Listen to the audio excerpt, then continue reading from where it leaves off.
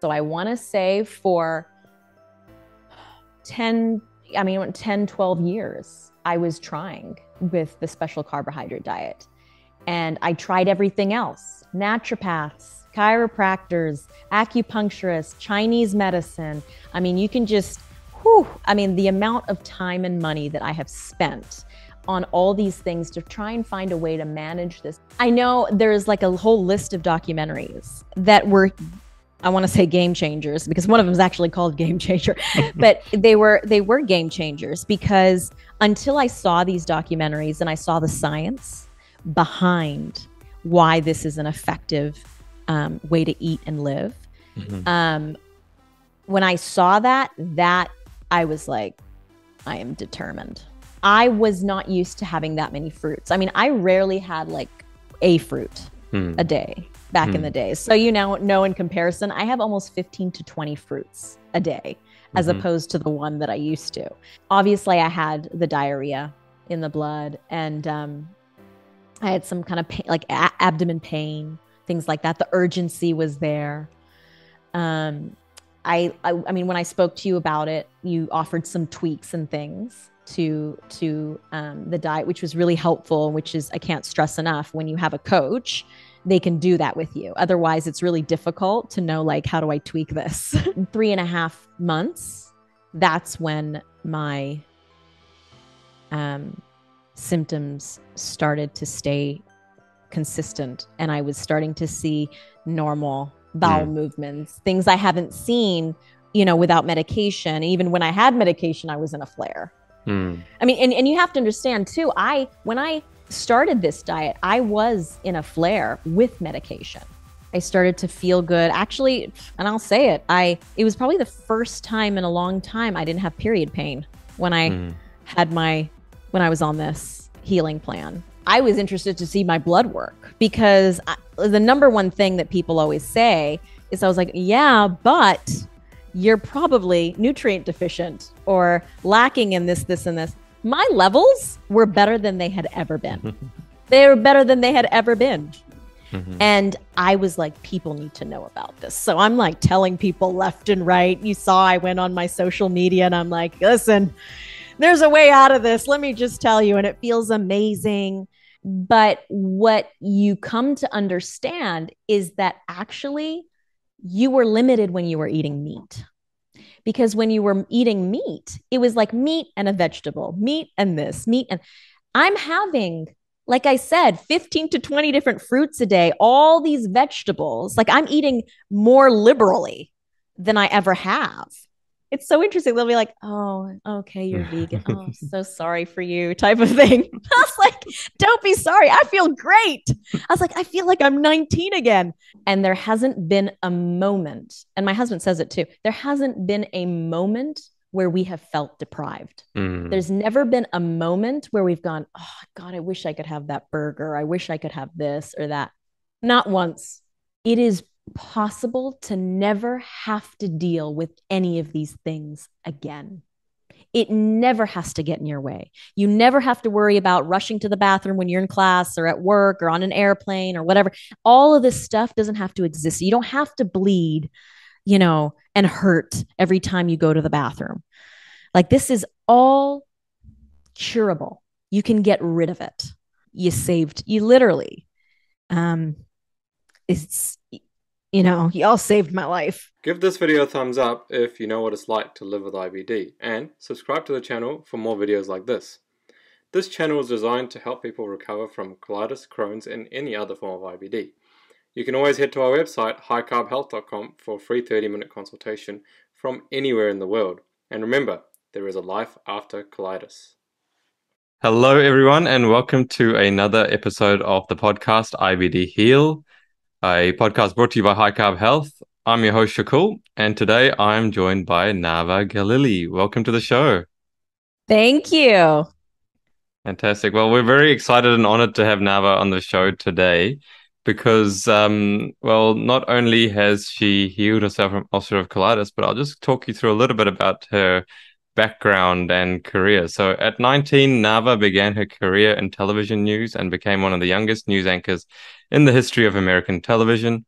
The Emmy-nominated journalist film, TV, digital producer, actress, and musical artist, is a leading youth empowerment activist since the age of 13, and a youth radicalization and extremism expert who speaks internationally and consults on moral and service-oriented empowerment through education and human rights of children and youth.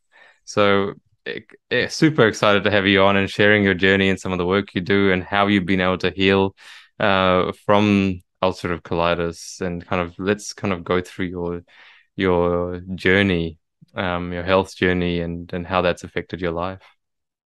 Wow, I'm super grateful to be on this podcast and to have been having you and High Carb Health a part of my life. My health journey. Woo, so I had ulcerative colitis for I want to say since I was probably 14 years. About 14 years. I was diagnosed when I was around 20 or so. I was going through a very rough time in my life. And at the time, I was living away from home on a different continent. And I was eating terribly, stressing terribly.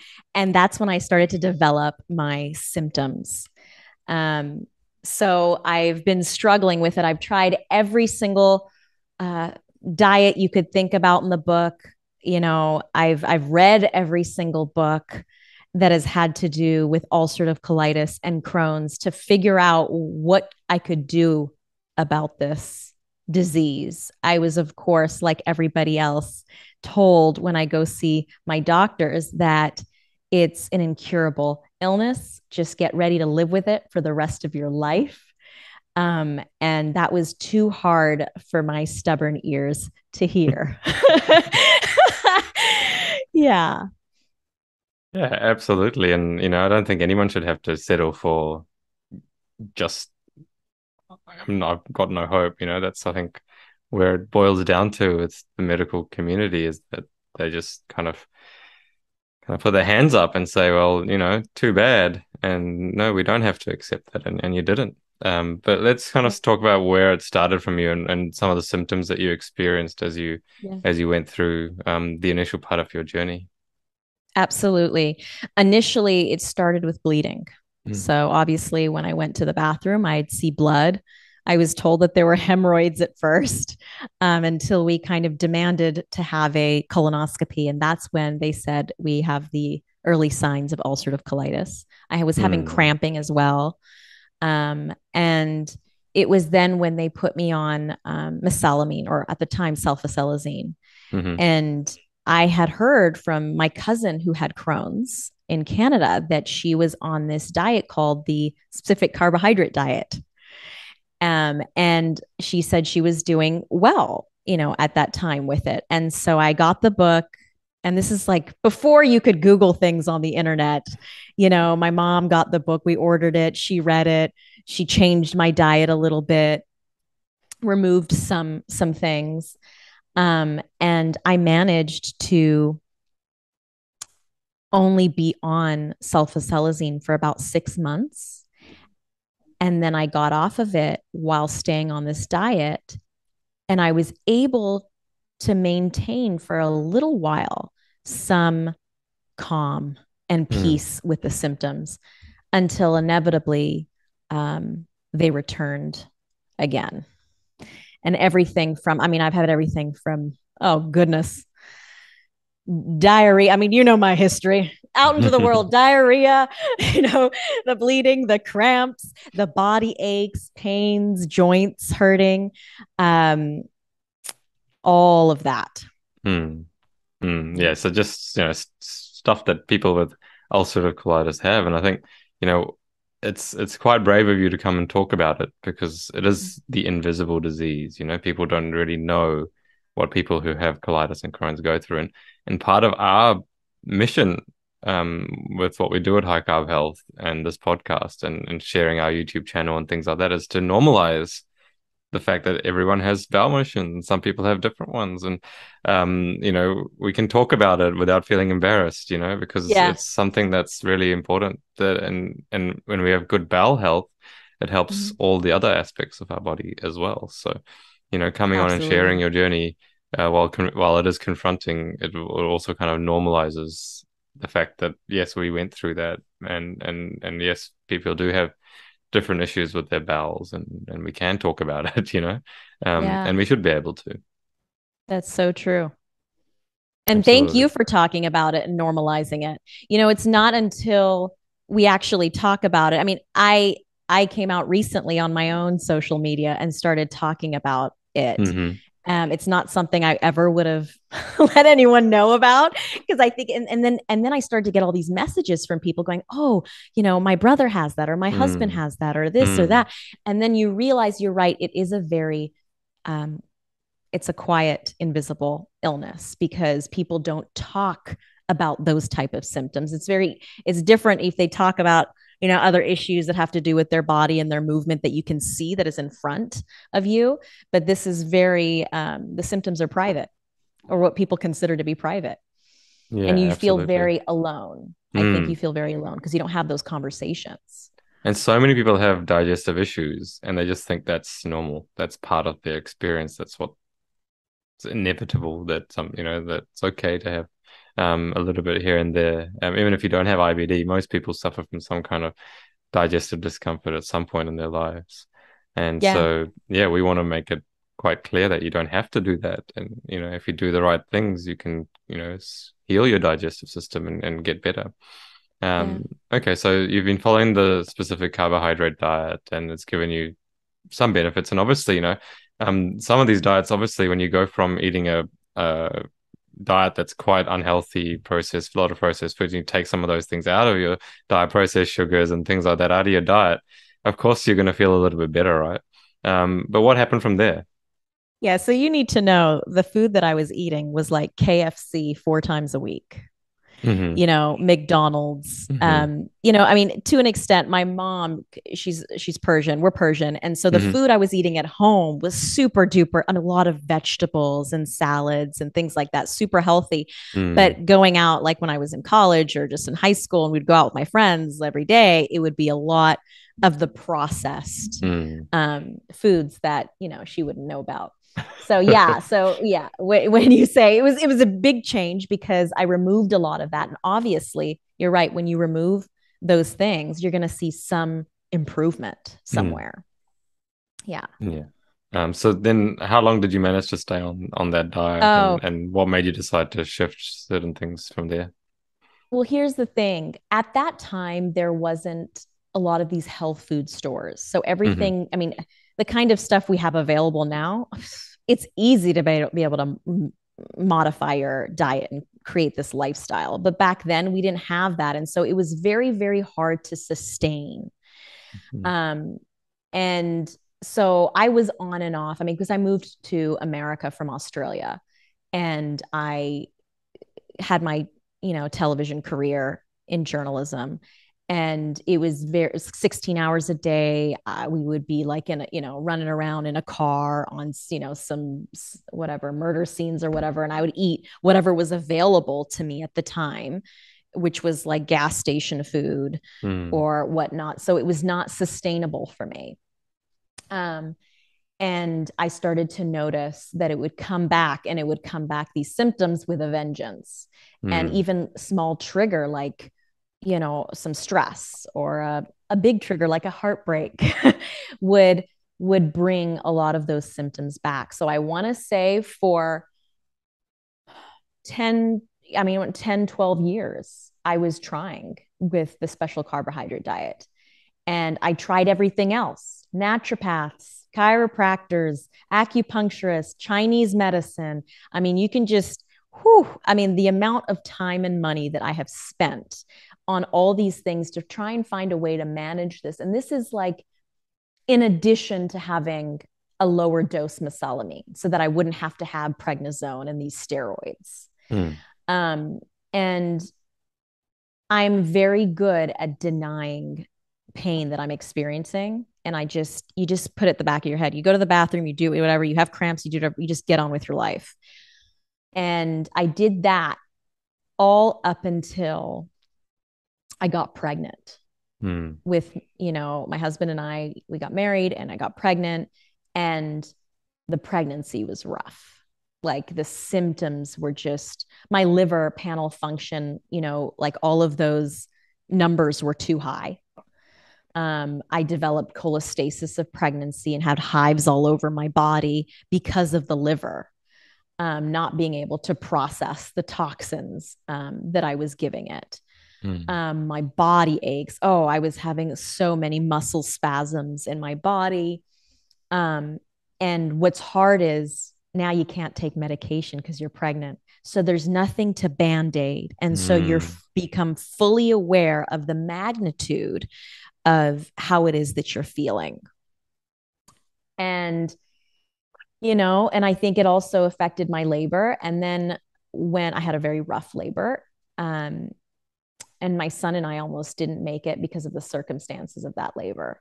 And then a few months into him being born, my mom was having a conversation with a friend in India, and they were on a trip for the Mona Foundation. It's a charitable organization. And she said, listen, I've heard about the medical medium and some of his, ways and ideas. And so I got that book, and I started to implement a lot of the concepts of reducing the fats in the body and, upping the juices. And I felt like my body turned a little bit of a corner. But I realized, even with doing that, it wasn't quick enough. I was still suffering. And I felt there was just a missing element for me, and from the guidance that I was seeing. And that's when I was on a medical medium Facebook forum, and this woman on there said, I've, got rid of and cured my ulcerative colitis. And so I'm messaging her. We don't know each other. I'm messaging her. I was like, well, how did you do that? And she was like, you need to get this book by David Klein. And that's when I got this book. And I was like, by then I was like, well, I've never seen this book and I've read all the other ones, so I'm just going to get it and see. But at that point, a person would have been jaded and been like, listen, I've been on every diet there's been around, there's nothing else for me. I'm just going to know that I have this and just suffer for the rest of my life. And I got this book and I was like, okay, I'm going to do this because I can't live like this anymore. I can't chase after my son, my toddler son. I can't. When I get up, I felt like I was 95 years old. Like my body was hurting. And I was like, I don't understand. I'm in my 30s. I was like, I shouldn't be feeling like this. And I was like, I can't accept this anymore. If I want to have another child, and create a life where I feel good and happy, I was like, I can't do this. And so I actually had a dream, and I put the book aside, and I had a dream one night that in my dream, I was looking at my body. I was so busy, but I looked down at my body in the middle of all my busyness, and I saw that it was getting old. It had like wrinkles and it was like almost deteriorating. And I woke up like with, and I get a text from a girlfriend in Australia randomly who I don't speak to often. And she said, I had a dream about you last night. And when I saw you, you looked really old. Wow. And I was like, that was the thing that made me go, if I don't address this now, then I'm going to have a specific type of destiny that doesn't look good for me. And so that's when I grabbed the book and I started reading it. I started seeing how I can implement it. And there's no forums for people following the David Klein. Like even the Facebook is kind of like nobody's talking about it. And so I was like, where do I go for support? I literally went to the Amazon reviews and read every single one and wrote to people. I was like, can anyone kind of like tell me what your experience has been? Like, what does this look like? And then someone on there said, this book is so great. Y'all should reach out to High Carb Health guys. And I was like, who's the High Carb Health guys? And so, Wow. I had the support from the girl that also cured it from this book. And that's when I Googled you all. And we had a conversation. Yeah, and what did you talk? You would have had a chat to Shamiz. What did you talk to him about? Yeah, I had to talk to Shamiz. And and it was so great because I loved the idea of having listen, I not eating meat is not anything that I ever would have imagined that I would be doing. I mean, like I joke about this, but you know how when you're kids, I mean, it's maybe not sensitive, but when you're kids, you're like, okay, if you were on death row and you had your last supper, what would it be? And you could choose. I'd be like, okay, baby back ribs with barbecue sauce. I was like, that was my jam. Like, I loved meat and it was a part of my life. So I never would have thought. In fact, when I heard like about vegans and people eating plant-based, I was like, that's so unhealthy because all they eat is probably bread all day. Like just a bunch of bread and a bunch of processed stuff. So in my mind, this was not, I was like, it's not even, I didn't understand it. And so when I spoke to Shamiz, obviously he's been, cured of, ulcerative colitis for how many years? 10. And I was like, listen, if he can do it, I can do it. All it's going to take is a lot of discipline. And, I was a little nervous because when I read in the book, it said, you really need to change a lot of parts of your life. It's like, you can't be responsible for caring for another person. And there was like a lot of elements that I was like, I have a toddler. I'm full-time taking care of him. I was just going to fold. I'd be like, there's no way. But I said, you know what? I'm just going to do it anyway. I'm going to do as much of it as I possibly, can implement and just see if it'll work. And so I started on it on my own first for the first few weeks. And then I was like, I'm getting like a flare. And there's some symptoms here that I'm a little nervous about. And I don't like to play with my health. So I was like, I am going to call them and ask them if we can start this relationship and get coached to just make sure that am I on the right track? Does this look normal type of thing? Yeah, so you start the program. Talk to the audience about kind of the education piece of the program. What did you learn when you got all the information in the initial, guidelines package? Initially, yeah. I know there's like a whole list of documentaries that were, I want to say game changers because one of them is actually called Game Changer, but they were game changers because until I saw these documentaries and I saw the science behind why this is an effective way to eat and live, when I saw that I was like, I am determined. I don't care how hard this is. I don't care, whatever you tell me to do, even if you told me to fast for 365 days, I'd be like, okay, I mean, if this is the way to go, I'll do it. And so the interesting thing is my husband went on this educational journey with me. He comes from the Midwest. He's more meat and potatoes than I am. He lives in a place where there's more cows than people. And so, he was seeing these documentaries with me and we both were just like, you couldn't deny the facts.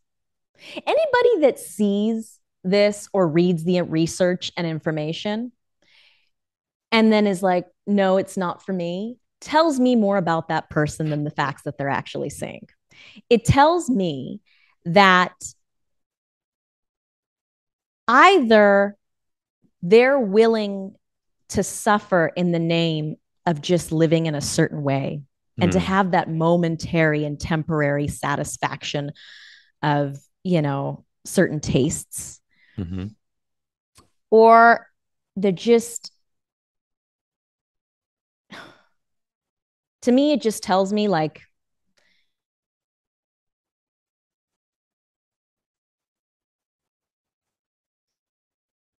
I think for me, it was like, I would be lazy. Nava, if you don't do this, you don't, it's because you're lazy. Do you You know what see the the other thing truth. is? People are Yeah. confused. People are Yeah. confused, because you see all this information on one side and then you see, the sensationalist headlines. And I'm going to have a go at your profession here because, in a way, they kind of put out stuff that's, fed by the industry in certain ways. There's some specific handpicked studies that are fed to the media, and the headline rolls out without any evaluation or review of what the study actually says. And then the main driver for the food and drink industries and pharmaceutical industries is confusion. If you have enough people confused, and how often have you heard people say this? Well, everything's bad for me, so it doesn't matter what I eat. Right. Right. And Right? well, here's the And thing. I And used to think like that too. yeah. Yeah. Or you hear everything in moderation. Mm-hmm. I think I hear a Mm-hmm. lot of that too. And you Mm. know what? I think it helps that I'm a Baha'i. I mean, and Mm-hmm. for those people that don't know what a Baha'i is that the entire purpose of a person that's practicing the Baha'i faith is to be of service to humanity Mm. and to continue to evolve and to grow and to change. Um, and one of the main principles of the Baha'i faith is independent investigation of the truth, meaning you Mm. don't follow blindly um, something or have a loyalty to something without this exercising of seeking the truth and refining that truth over time. Because then otherwise you don't grow, you don't evolve. And so for me, I had seen what was in the past with research and whatnot, and I was following it, but I was always very open, like, okay, well, there's new research or there's new things that people are trying. And you know what? The fact of the matter is, and I come from a family of doctors and nurses and whatnot, um, and I have such respect for the medical field, But I also know as a patient of chronic illness, they haven't always had the answers to chronic illnesses. And so I knew that I'd have to look elsewhere. Mm. And so while there was a respect, there wasn't necessarily like a loyalty, like a blind loyalty to certain Mm. things. Mm. Um, yeah, yeah, Yeah, and just touching on moderation, I think it's really a interesting point that you raised there because if you accept that you're going to have everything in moderation, then you've also got to accept disease in moderation, and we're not mm, willing to accept that. We don't want to be moderate or average. We want to be excellent. We want to have yeah, excellent health, not moderate health, right? yeah, So if you want to have excellence in your life, you have to do the things that are going to get that for you. And yes, they're different to what society kind of thinks is healthy and yeah. what is taught. But yeah, when you experience it as you have and you overcome something, you see the value and the importance of making those changes. I was so, I have to say, I was, as I was going through the healing journey, I mean, yeah, obviously it's difficult. I mean, I'm Mm. not going to sugarcoat it. Like, I mean, No, we don't I was want you having to. I juice. want you to tell Yeah. everyone what it was like, like when you started to Yeah. go through the healing phase. It's very important to talk about this because we don't want to scare people, but we also want to make it realistic that this is what it is that you need to go through, and the rewards at the other side of that hard work are just so valuable that it's worth Yeah. doing it. Yeah. And nothing, yeah, exactly. Nothing so great is ever achieved by, little effort. Mm. So, for me, it was very difficult, especially when you have like a young son and you have a busy, active life. I was working and full time watching after him. And, we're not in a position to have a chef come into our house and make food. And the foods that, I was supposed to eat, they're high quality, they're expensive, sometimes can be expensive foods if I'm getting organic produce or whatever. Mm. Mm. And so, not more expensive than medication, though. So And not more expensive than meat either, actually. no, no, exactly.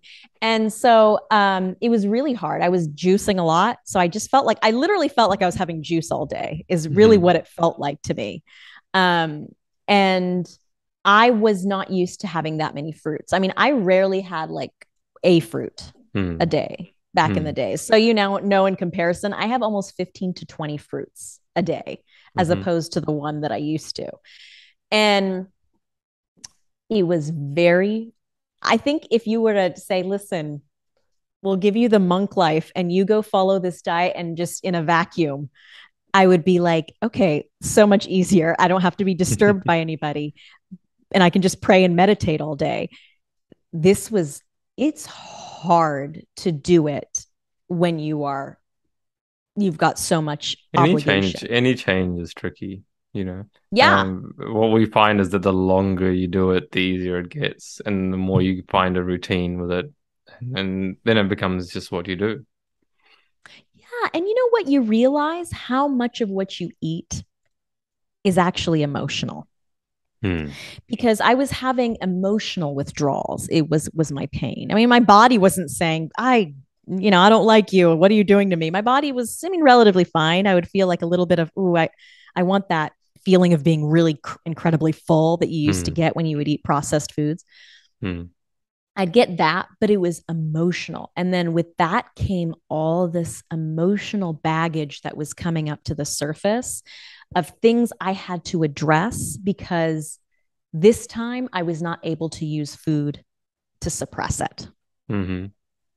So now there was no choice. And that was very difficult to look at in the face for a few months.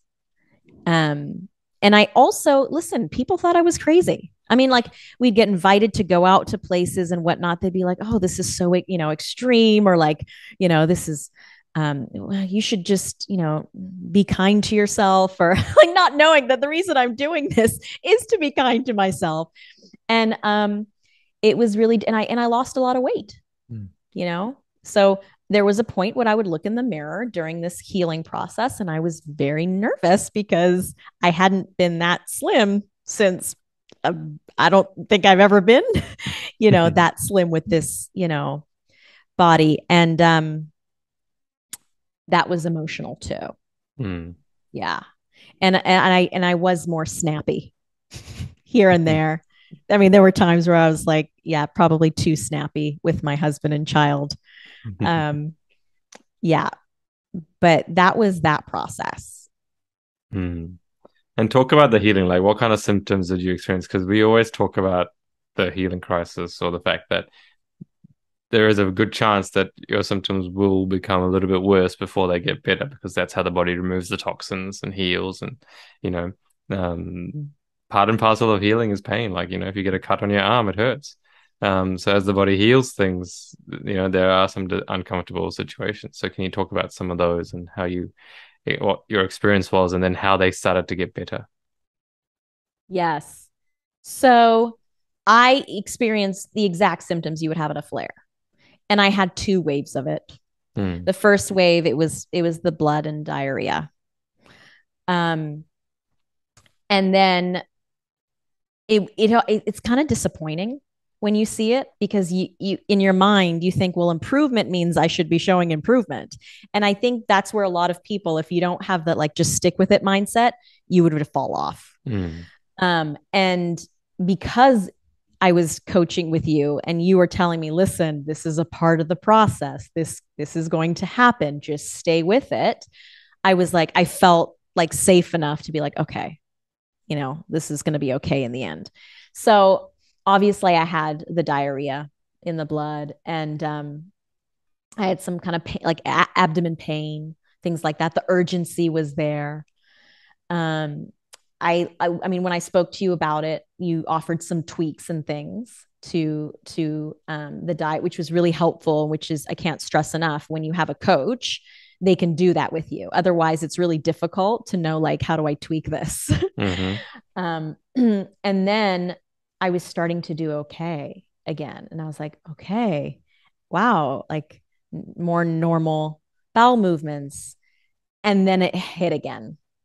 I think a couple of weeks later, it happened again. And I'm like, oh, disappointment, because, you're waiting for the time when you can improve, because then be like, okay, well, then I'm done with this phase and I can have some more solids and different options of foods, So it was, I I got like scared every time I would go to the bathroom, and I would like look and I'd be like, oh man, like, like, oh no.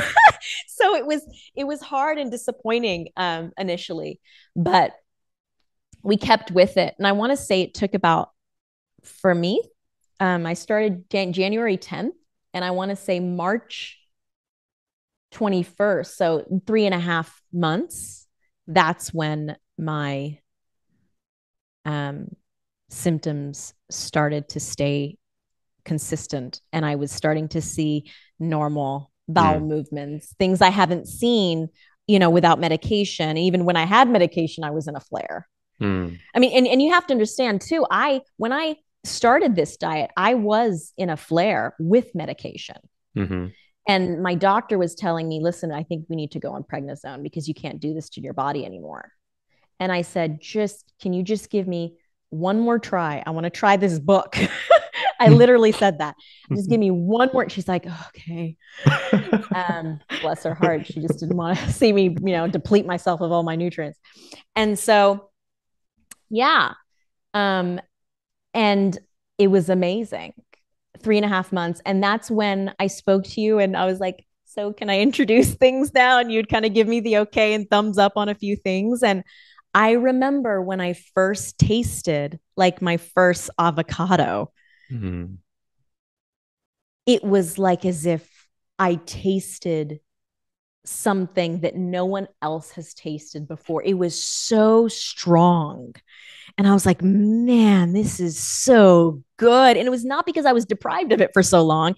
It's because my body had detoxed, and I was able to absorb and appreciate, and the senses were so heightened, Your taste buds return to their original function when you go on a simplified diet as well, because you're not hammering them with excitotoxins and spices and things that burn them off, like chilies and hot foods and things like that. So yeah, you really get a different appreciation for what the food actually tastes like. That's so true. That's so true. And so that was revolutionary for me. And I started to feel good. Actually, and I'll say it, it was probably the first time in a long time I didn't have period pain when I was on this healing plan. And I was interested to see my blood work, because the number one thing that people always say is, I was like, yeah, but you're probably nutrient deficient or lacking in this, this, and this. My levels were better than they had ever been. They were better than they had ever been. Like, and that includes like iron and like all of this other stuff that everyone's like, meat. So that was a huge eye opener. I was like, I'm feeling good. The numbers look good. How is it that I got care from various gastroenterologists for the last more than a decade, and nobody told me about this? Like, I was almost angry. I was so upset about that. But at the same time, I felt so empowered that I did this myself, like that I could do this myself.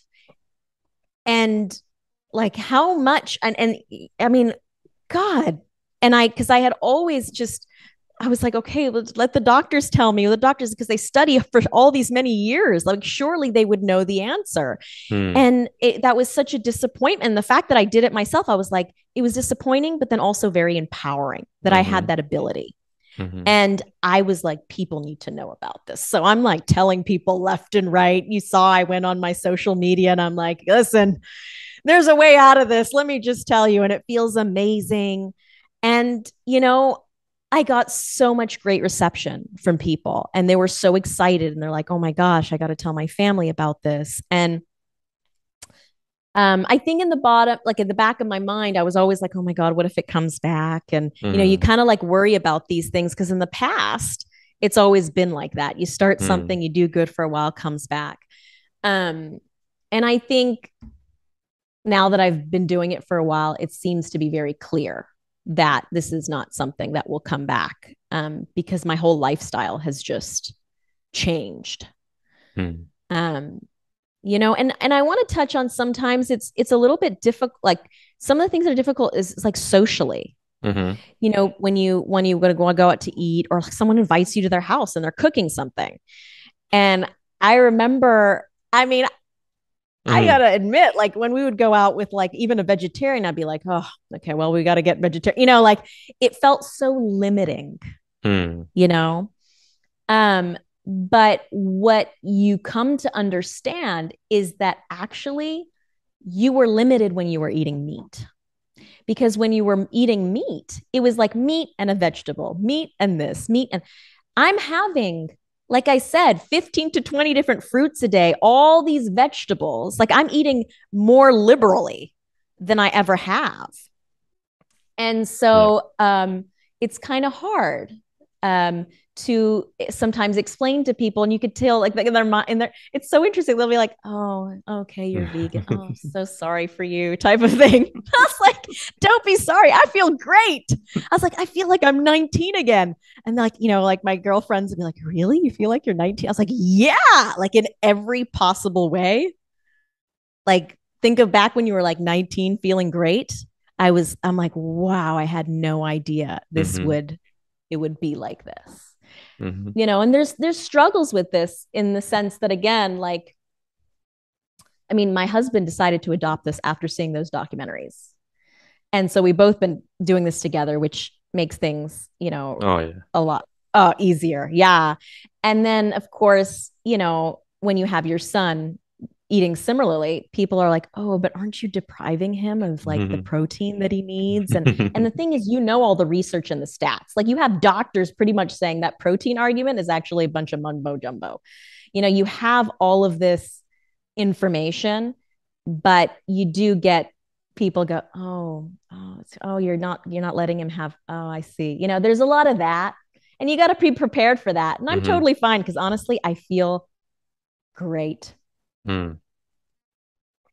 Yeah. Yeah, absolutely. And I mean, you're making certain decisions, like when people give their kids bacon, hot dogs, ham, salami, all these things, these are class one carcinogens. You Yeah. know, you don't give your kids a cigarette, right? There's certain decisions we make that when we have the information, they're in the best interest of ourselves and our family. Yeah. And when you don't have that information, you can feel like, they're depriving themselves. But when you realize how you actually feel and how much better your body operates, how much better your sleep is, how much better, your physical activities are, how much you can do.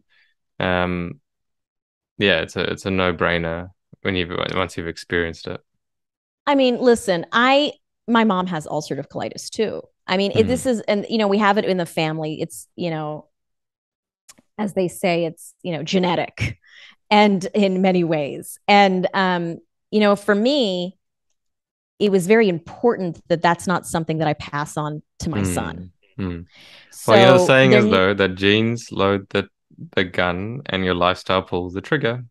So even if you're genetically predisposed to something, that doesn't mean it's going to happen to you Mhm. necessarily.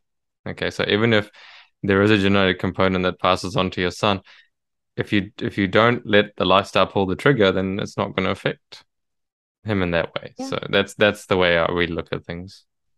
100%. And in my husband's side of the family, all the men died young, from health problems. Hmm. And so we decided that this was the best for us. And, for us too, as both of us are Baha'is as well, and the Baha'i faith, it actually talks about how in the future, everyone will not be eating animal based Mm-hmm. products anymore. Mm-hmm. And that if you can content yourself with fruits and vegetables and grains and nuts and seeds, that it is better Mm-hmm. for your body. Mm-hmm. And so for us, it was like, everything is speaking to this direction.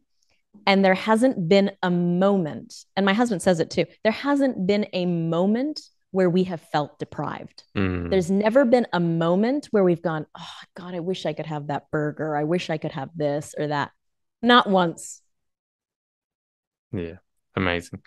So I'd like you just to touch on last little bits about from your healing journey, like what is um the reintroduction of food? What is that process like?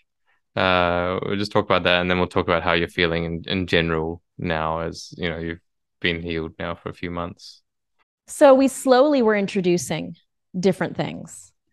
Because I'm an emotional eater, and that's been my MO back from, my younger years, I wanted to hurry up and like introduce a bunch of these things. I wanted to fill that, void the way I used to. But we kept it really slow, and I did really, really well with the introduction of these foods, which was fantastic. It was so gentle. And it went great. And I think it was a span of, I want to say 7 weeks or so, where we introduced the rest of all these foods. Yeah, there's a 7-phase process that we have as part of the program that's been tried and tested over years and years of helping people overcome this. So, there's a step-by-step process where you introduce the gentler types of food first, and then you go to the more complex food as your gut becomes stronger and is able to handle the different fibers. So, yeah, that's what we did. Yeah. And I was feeling great. No issues, no problems, still no issues or problems. I mean, now I want to say since March, since my last symptoms, it's like we're in, September now. So that's, So for all these months, everything has been going 6 months. Yeah. Yeah. 6 months. Good. And of course, there's other elements, which of course I have to always be aware of. I mean, it's not just the foods, but it's the amount of water you're taking, the amount of rest you're giving your body, and just how you channel the energy of your stress from your day-to-day life. And doing all of those things during this whole process has really changed me in many ways. And my ideas about how I want to live in general. But yeah, and I've gotten so creative now with foods. My mom's an amazing chef, and she's always taught me, like, you can make things up from here and there. And I've literally just taken all these recipes that, like, honestly, I've taken the recipes that have certain foods that I'm not interested in having, and I've just found like whole food organic, substitutes. I've been able to make awesome mozzarella cheese from like cashew nuts and some like tapioca flour and water. And I could just use that as like a mozzarella. I've been able to make some incredible like breads. I've been able to, I take king oyster mushrooms and I make scallops out of them. There's so many things. I've made lasagnas that no one would be able to know that there is no meat and that there is no cheese in this lasagna. So I've gotten super creative, and it's been nice, and I feel awesome. Sounds like you need to start a cooking show, Nava. Yeah, I know, right? Everyone, and I posted on social media, it's like, everyone's like, how did you do that? Oh, can you give me the recipe for that? Like, there is this famous Persian dish called, part of a dish of the rice dish. It's called tadig, where basically the bottom of the rice, they put oil, and then when they flip it over, it's like crispy. And so everyone knows you have to have oil to make the rice crispy. We found a way to use coconut, basically, at the bottom of the rice, and then when you flip it, it's just as crispy and great. People are like, oh my God, it's blowing their minds. So yeah, I think the more people talk about it and the more people show how simple it is to make these kinds of changes, the more people will feel a lot more comfortable. Just rewiring your brain and thinking, okay, well, this is what I used to use to make a dish taste like this. But this and this ingredient are not healthy for me. What can I use that's healthy that can replicate? So if you're trying to replicate fat, you can use like nut butters or tahini or coconut to replicate Yeah. fat in a whole food way, and then you can Yeah. have the same kind of outcomes without the oil, for example, without the meat, in there that's going to make your health, adversely affect your health. And Yeah. the food tastes amazing. I mean, my wife has her own kind of YouTube channel with recipes and stuff, and I don't Oh, want for anything. I mean, she is, makes some incredible stuff, that's lucky. um, and so yeah, it's when you just rewire your brain and just think outside the square a little bit, you find the solutions, and they're delicious. Yeah, 100%. And I Mm. think if someone has to be willing, like you have to also just, you have to want to step out of, a previous way of living Mm. because or else it's not gonna, you have to want to feel good. Mm-hmm. You have to want to come out of that. And I think, um, yeah, absolutely. You're right. A lot of people are confused because we're getting so much information from different places and we don't know what to filter out. We don't know nothing. And we kind of just give up. Mm. And then we just go, Yeah. I don't want anything. But Mm. at the same time, I have to, and I was one of those people. I think the biggest thing for me was my family Mm. and knowing that I'm not just living for me anymore. Like back when I was like, in my 20s and stuff, I would suffer and have the bleeding and whatever. But now it's like I have a son. I got to live long enough for him. I've got a husband who I'm madly in love with, and I have to be able to survive a while so that I can develop a relationship with him. Mm. And it was really love that brought me closer to this. And thank Mm. God it did. And that thank God it was people talking about it, that her name is Emma. She let me know about you all. Mm. And so I'm so grateful. I'm grateful you all exist. Mm. I mean, I wish I had gotten to you sooner, is what it was. Yeah. Yeah. Well, Yeah. everything happens at the right time. We're very Yeah. firm in belief that everything happens at the right time. So, Yeah. yeah, you found us at the right time when you were ready to make these changes, when it was, there was enough of a compulsion to put the effort in to make those changes. You had the motivation with what you went through with your pregnancy, and then and you had the why, which is your family and your child and your husband, which you didn't have 10 years ago, possibly. Mm. So all that kind of lines up, and then you find a solution, and then now you have the motivation and the why, and now you get the how, and so it's like everything lines up perfectly, and you can do it. You know. Yeah. Mm. Yeah. Um, so in closing, let's talk about what your life is like now. So there's two things I want you to do. I want you to talk to everyone about what your life is like now, and I also want you to give some advice to people who are watching that are Mm. going through kind of a similar experience to what you went through. I mean, you had 14 years of it. Not everyone has it that long, who was watching has had it that long. So, you've got a lot of experience of kind of living with ulcerative colitis. Yeah. What my life is like now, besides the fact that I feel great that I don't have those symptoms that were haunting me for, like you said, 14 years, Hmm. um, is that I've created a routine for myself. Like I know, in the mornings, I know in the grocery store what I'm going to get, and I know what I'm going to eat in the morning. I know when I'm going to try and get to bed at night. I know the exercises that that I want to make sure that I'm trying to do. And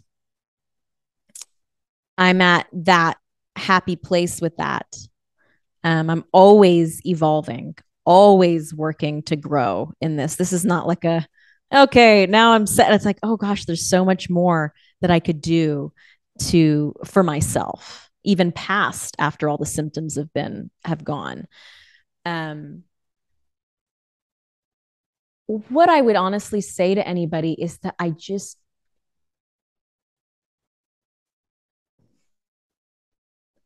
it is possible to never have to deal with any of these things again.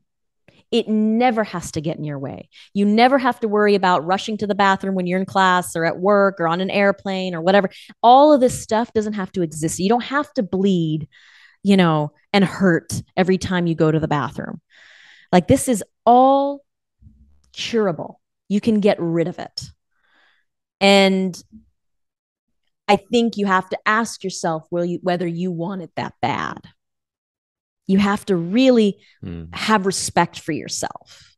If you have that respect for yourself and you want it that bad, it'll happen. And for me, it's just so easy and clear. I mean, like with your coaching, it's the description, everything is like clear. This is what you do. This is how you follow it.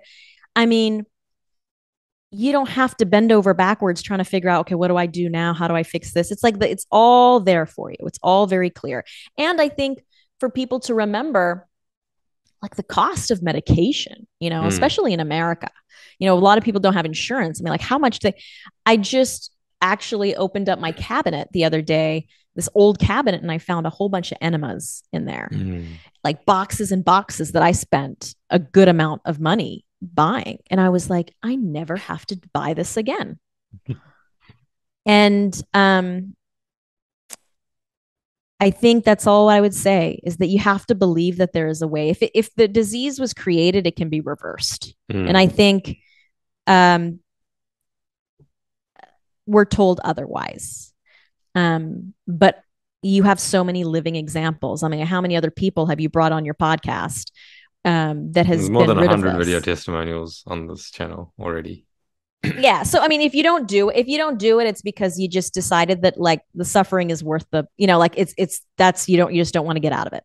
For me, that's what it is, because the proof is already in the pudding, like the research is out. You see the testimonials, people writing about, there's no denying it. And I think to also realize and don't get scared by the fact that you're not going to be eating meat. Like, I promise you, like coming from the meat eater herself, I promise you there will never be a time where you'll be like, man, I wish I could have that meat. I've never felt that. So I wouldn't ever let that hinder you. I think people are like, oh, I would love to do it, but I just don't know if I could remove the meat, and it's a big part of our family. I promise you, you won't ever look back. Yeah. That's I think the perfect way to close the interview there. Absolutely. You won't look back. You transform your life. You get better health than you ever imagined, even before you had the disease. And you just get on with it, and you have a future now. It's like before it was always like in that moment, how am I going to get through this day? How am I going to get through this week? Whereas now, and I know one of the big considerations for you is to have another addition to your family, which is now really possible and exciting, instead of the dreading that experience, which might have been the case otherwise. So, I'm really excited for you, what the future holds for you, and what's going to happen, and look forward to seeing how you get through and move on through. And you said, you talk about surviving through. You're not just surviving, you're thriving. And that's the beauty of this whole experience, is you go from a position where you're surviving and trying to make it through certain situations in life, whereas now there's a whole new range of possibilities that opens up for you. 100%. And thank you, both of you, for honestly dedicating your lives to helping people in this way. I mean, because you really are.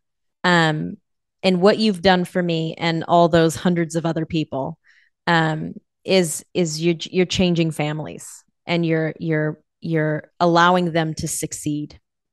And that is a beautiful service to humanity. So thank you so much for doing that. I'm so appreciative and grateful. And I said to you one time that I wish also David Klein was alive, so that I could have told him, you literally,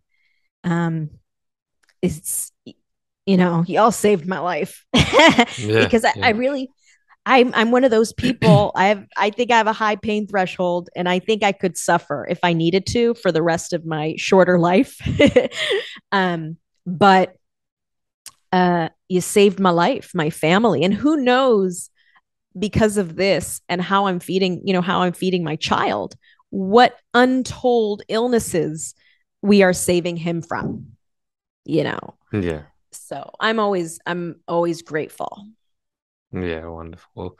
Thank you so much for joining me. I really appreciate it. And it's been a real honor to have you on the show and share your story. And It's a pleasure. been lovely to get to know you and, kind of go through this journey with you. It's been a, real pleasure for me as well. For everyone who's watching this, here's another example. It's possible you can do it. You just have to put your mind to it and set your goals, and you can achieve it if you want to. If you're watching this on YouTube, please subscribe to our YouTube channel if you haven't already, and click that little bell notification icon so you get updates of all our recent uploads. Give the video a like if you enjoyed it. It helps us reach more people. And if you have any questions about what Nava went through or about how healing happens, there's a comment section down below. Please ask away and we'll do our best to answer your questions. If if you're listening on the podcast, please share this and share the videos as well, so people can, get this information that you can heal and be symptom free and be medication free, just like Nava has, and just like Shamiz has, and just like hundreds of other people have who worked with us to achieve this outcome. And finally, thank you so much for everyone who's joined us today. Make sure you eat plants and lots of them. Take care. Thank you, Nava. Thank you, Shukul. Appreciate it.